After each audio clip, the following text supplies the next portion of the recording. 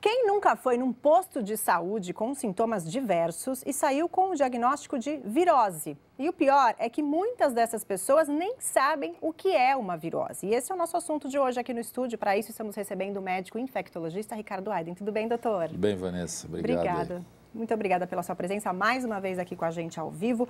Bom, queria começar perguntando o que é uma virose, doutor? Muita gente realmente, como eu falei, vai no posto de saúde com sintoma e o diagnóstico, olha, é uma virose. Vai para casa, hidrata. O que seria a virose?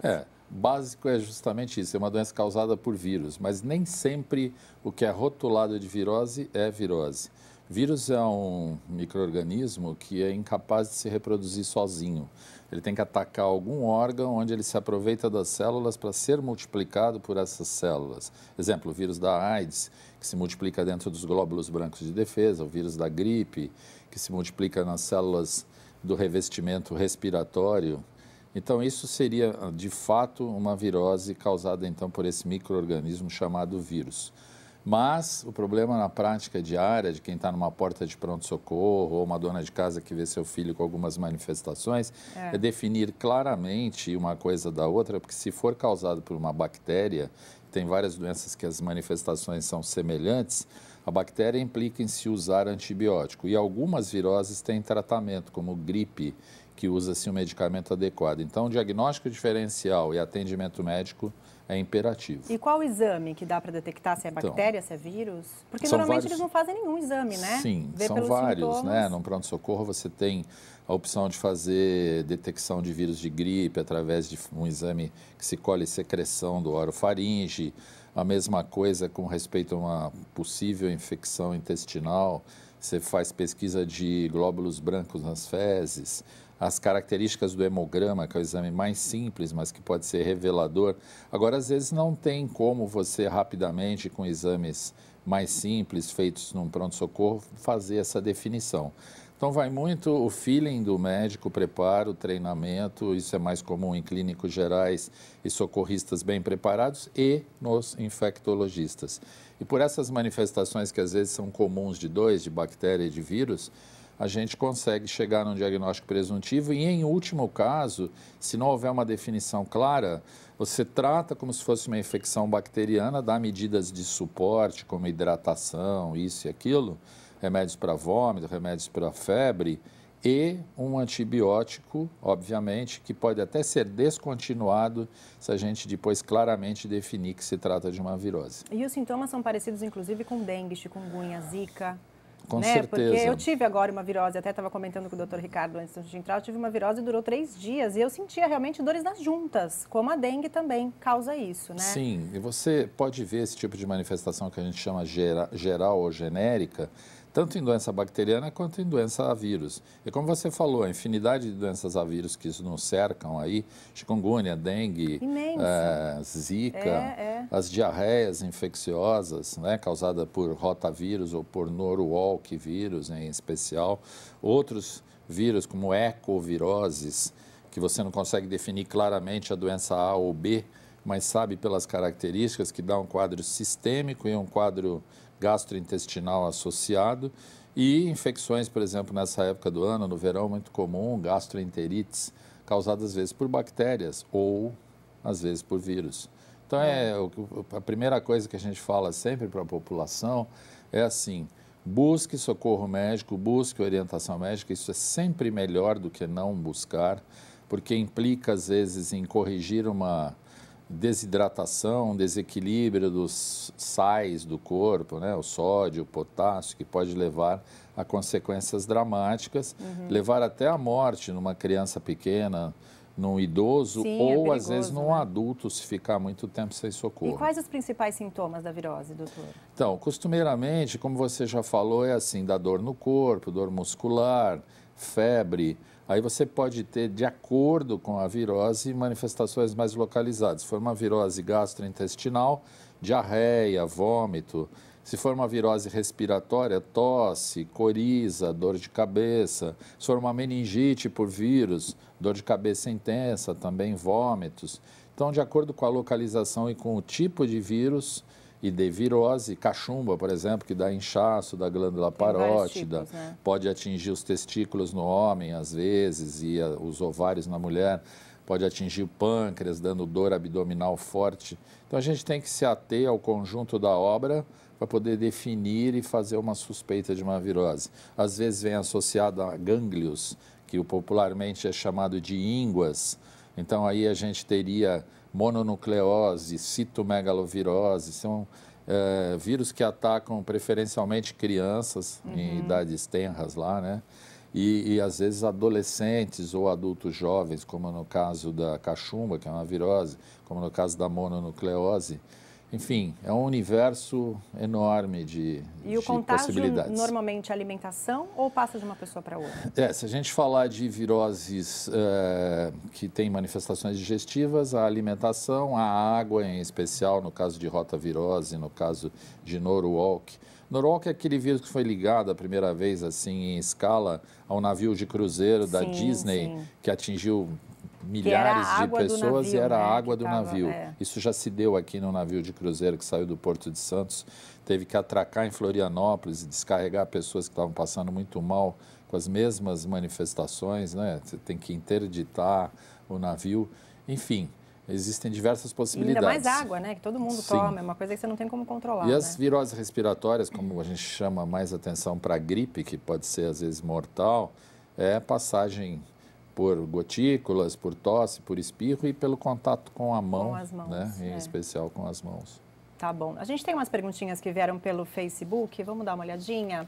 A primeira, acho que o senhor já respondeu, que seria a diferença entre virose e infecção, principalmente nas crianças. E o Alexandre Prodocimo: por que uma criança que tem rinite alérgica é mais fácil de ficar gripada e qual é o meio de se imunizar para que isso não ocorra com frequência? Isso não é uma verdade completa, mas assim, a própria inflamação da via alérgica, da via respiratória a partir de uma rinite alérgica, pode predispor a um contágio, se houver o contágio, mas às vezes mesmo uma via respiratória normal poderia ser alvo disso.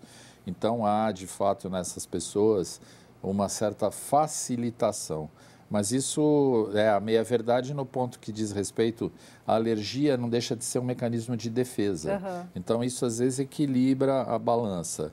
E é lógico que quem tem rinite alérgica deve ser tratado, porque outras doenças que não há vírus, bacterianas em especial, já que a via respiratória contém bactérias normalmente e que estão ali sem causar danos, às vezes se aproveitam de uma oportunidade. Isso vale muito para manifestações respiratórias nos seios da face, facilitando o aparecimento de sinusites, geralmente de origem bacteriana, e que precisam ser muito bem tratadas pelo potencial de risco que oferecem, às vezes até com complicações, como meningite bacteriana e tudo mais. E qual que é a diferença nos sintomas, doutor, de rinite, gripe e resfriado? Rinite, você teria espirro, coriza, entupimento nasal, né? Que não para, olho lacrimejando, etc., sem febre e sem uma evolução, e geralmente uma coriza límpida, aquosa.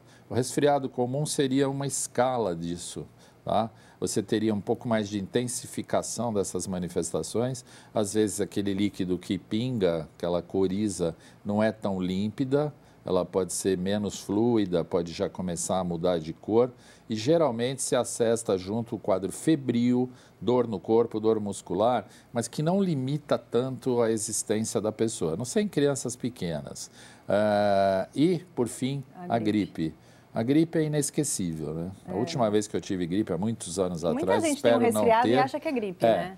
Então, assim, é lógico que tem gripe com manifestações leves, mas a maioria das vezes a gripe típica, ela derruba a pessoa, dá um quadro de 7 a 10 dias de duração muito intenso, com dor muscular, com febre persistente, com tosse, às vezes com pneumonia associada pelo próprio vírus da gripe, que pode levar o indivíduo ao óbito. Aliás, fica a dica aí, né, para quem está nos ouvindo, nessa hora é impossível deixar de falar, existem doenças preveníveis por vacinas, rotavírus para criança pequena e, em especial, vacina de gripe, né? Já que a gente falou de gripe, que é fundamental. Quando chegar a época agora, daqui a uns 2 meses, da vacina do ano de gripe, não deixem de se vacinar. É importante, né? Doutor, queria voltar a falar da virose. Então, aquela básica de diarreia, vômito que todo mundo tem, que lota aí os PS, dura mais ou menos quanto tempo? 3 a 4 dias? Então, é um ciclo mais curto, geralmente de 3 a 5 dias. Tá? Enquanto que a gente tomando por base gripe é de 7 a 10, às vezes. Mais tempo. Né? A mesma coisa com dengue, que tem um ciclo um pouco mais longo, às vezes até 10 dias. E, de novo, essas rotavirose, etc., um ciclo mais curto, de 3 a 5 dias, né? Com bastante vômito, com bastante diarreia. Às vezes, estranhamente, rotavirose cursa sem febre, tá? Aparece no verão, mas é mais comum no inverno, por incrível que pareça, né? Porque as pessoas, às vezes, mais confinadas, mais aproximadas pelo frio, em indoor, por assim dizer, tem mais contato interpessoal pela mão, objetos de uso pessoal, isso passa assim com uma facilidade incrível. E quando a pessoa deve procurar um PS, um médico, já no primeiro dia dos sintomas ou dá para esperar o segundo dia? Se você tiver com bom estado geral, conservado, etc., pode fazer uso, às vezes, de medicações caseiras, tipo assim, um hidratante que já tomou numa outra vez, né? Isotônicos. Um isotônico menos, a gente sempre prefere um hidratante que não seja isotônico. Tem uma série de explicações para isso. Então, a gente teria aí o Pedialite, né, sem fazer propaganda, o Reidrate, que são medicações muito boas, ou até o soro caseiro. Soro caseiro também né? é muito importante. Um copo né? americano, 2 colheres de chá de açúcar, 1 colher de chá de sal, mistura bem, entremeia isso com água filtrada comum. E, obviamente, controle das manifestações. Um eubiótico que melhora a flora intestinal, tem alguns aí no mercado, mais um antiespasmódico, Buscopan, Novalgina, outra droga adequada para controle da febre.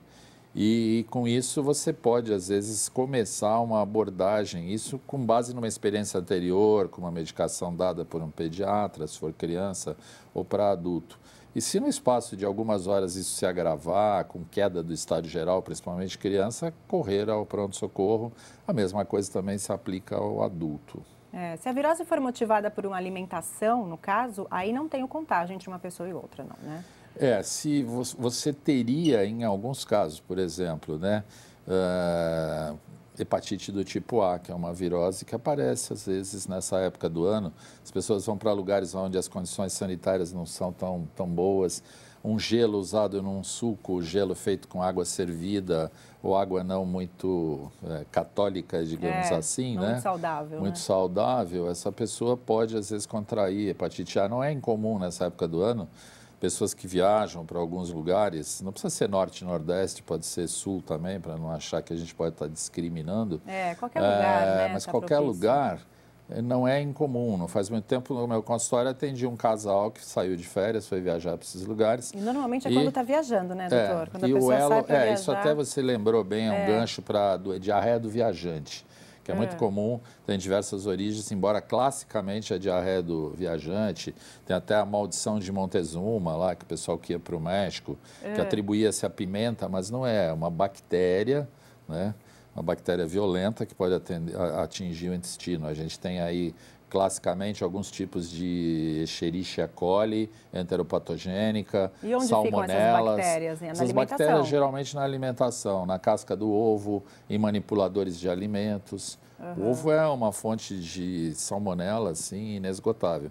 Por isso que a gente fala, quando você compra ovo, lava com uma esponjinha e depois guarda na geladeira. Esponjinha, detergente, lava bem com água corrente, coloca na geladeira, porque, obviamente, que por onde sai o ovo tem contato com fezes, né, da galinha, e, obviamente, que ali tem a salmonela e que pode, às vezes, passar para a alimentação que você vai comer. É difícil acontecer isso no ovo frito ou cozido, mas você sabe que isso gera polêmica, porque, né? na verdade, a gente compra os ovos, ele está fora da refrigeração, né, no supermercado. E muita gente acha que pode guardar assim, mas não, né, doutor? Já houve um tempo que a maioria dos supermercados punha ovo numa câmara refrigerada aberta, porém refrigerada. Seria o correto. Né? Hoje se sabe que, dependendo da procedência do ovo, ele passa por um tratamento, uma limpeza com água corrente, etc., antes de ir para a embalagem. Mas é super comum você ter doença por manipulação de alimentos causada por salmonela, né? Então, precisa-se ter um cuidado com respeito a isso. E como seria a prevenção disso tudo que a gente está falando, hein, doutor? Além da higiene, lógico, lavar além da sempre as higiene, mãos. medidas gerais de higiene, né? Quem tem um restaurante, controle dos manipuladores de alimentos. A gente viu, aconteceu aí um tempo atrás numa casa, num estabelecimento comercial muito conhecido aqui em Santos, alguns casos em série que eu cheguei a atender no meu consultório. A gente fala assim, não pejorativamente, alguns chiques e famosos que às vezes têm condição de ir a um consultório médico Com e os mesmos sintomas. exatamente, e eu identifiquei a bactéria no intestino da pessoa através do exame de fezes, de cultura de fezes, e foi em série, Todos procedência do mesmo restaurante. estabelecimento. Aí a gente entrou em contato, foi feito um exame, um dos manipuladores de alimento estava efetivamente contaminado por essa bactéria, foi tratado, foi feita uma série de modificações na manipulação do alimento, embora fosse já cuidadosa. A dona agradeceu e os casos se resolveram. Então, é uma maneira da gente encarar de frente esses casos, né?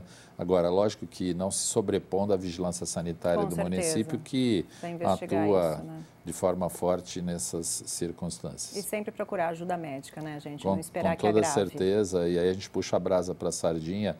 Os infectologistas de adulto e de crianças estão normalmente mais preparados para esse tipo de enfrentamento. Né? Tá certo, doutor. Muito obrigada pela sua presença mais uma Obrigado, vez aqui. mais uma vez. Uma boa tarde para o senhor. Obrigado.